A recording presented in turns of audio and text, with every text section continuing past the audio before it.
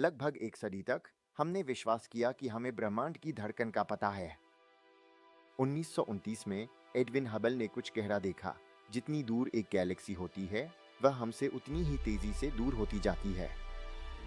यह Hubble ammeter कानून है, आधुनिक ब्रह्मांड विज्ञान की गणितीय रीत। यह एक धोखाधड़ी से सरल समीकरण है।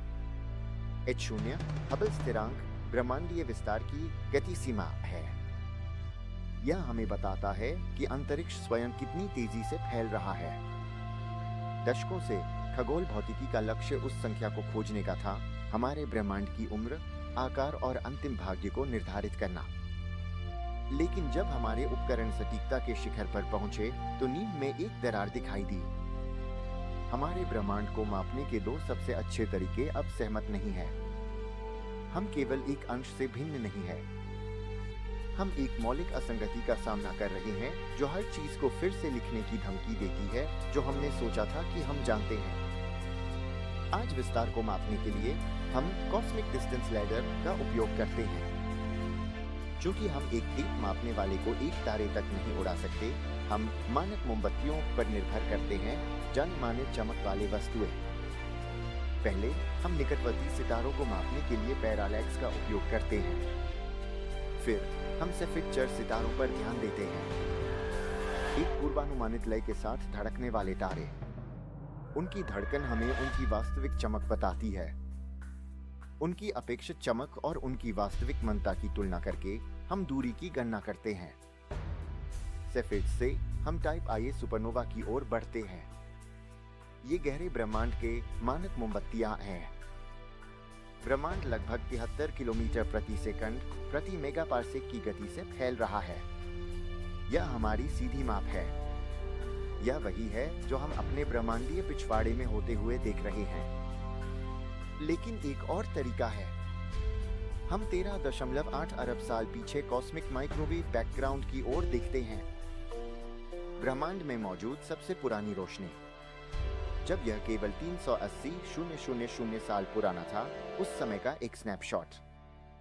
प्लैंक उपग्रह ने इस प्रकाश का अत्यधिक विस्तार से मानचित्रण किया। बैरियम ध्वनिक तरंगों के परिणामस्वरूप छोटे तापमान के उतार चढ़ाव का विश्लेषण करके हम ब्रह्मांड विज्ञान के मानक मॉडल, जिसे लैम्ब्डा CDM के नाम से जाना जाता है, को लागू करते हैं। इस मॉडल का उपयोग करते हुए हम प्रारंभिक ब्रह्मांड को वर्तमान दिन तक फास्ट फॉरवर्ड करते हैं, ताकि यह भविष्यवाणी की जा सके कि हबल स्थिरांक क्या होना चाहिए। लेकिन परिणाम एक चौंकाने वाली 67 किलोमीटर प्रति सेकंड प्रति मेगापार्सेक है। 73 बनाम 67, 9% का अंतर। उच्च सटीकता भौतिकी में यह कोई छोटी गलती नहीं है। यह 5 सिग्मा असमानता है। इसके एक संयोग होने की संभावना 1 मिलियन में से कम है। शुरुआत में हमने उपकरणों को दोषी ठहराया। हमने कैलिब्रेशन पर सवाल उठाया। लेकिन जेम्स वेब ने इसकी पुष्टि की। हमारी दूरबीनों में गलती नहीं है। यह हमारी समझ में है। हमारी वास्तविकता का खाका कुछ महत्वपूर्ण चीजों की कमी है। हबल तनाव का मतलब है कि हम नई भौतिकी के किनारे पर हैं। हम क्या चूक रहे हैं? क्या यह डार्क मैटर है? क्या यह डार्क एनर्जी है? शायद यह गतिशील है, ब्रह्मांड को पहले से अधिक ऊर्जा के साथ अलग कर रही है। या शायद प्रारंभिक डार्क एनर्जी एक रहस्यमय शक्ति जिसने प्राचीन और आधुनिक के बीच की खाई को संकुचित कर दिया। हमें डार्क मैटर पर फिर से विचार करने की आवश्यकता हो सकती है। यह ब्रह्मांड हमें बता रहा है कि हम ब्रह्मांडीय पहेली का एक मूलभूत टुकड़ा खो रहे हैं। विज्ञान में संकट अक्सर एक क्रांति का पूर्ववर्ती होता है। हबल तनाव दरवाजा है। ठीक वैसे ही जैसे आइंस्टीन का सापेक्षता न्यूटनियन भौतिकी में दरारों से उभरा। ब्रह्मांड हमारी कल्पना से अधिक रहस्यमय है, और एक अन्वेषक के लिए यहाँ अज्ञात के किनारे से बेहतर कोई स्थान नहीं है। यह सामग्री केवल शैक्षिक उद्देश्यों के लिए है और वित्तीय सलाह नहीं है।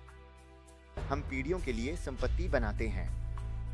हमारी वेबसाइट पर जाएं www.appcapital.com।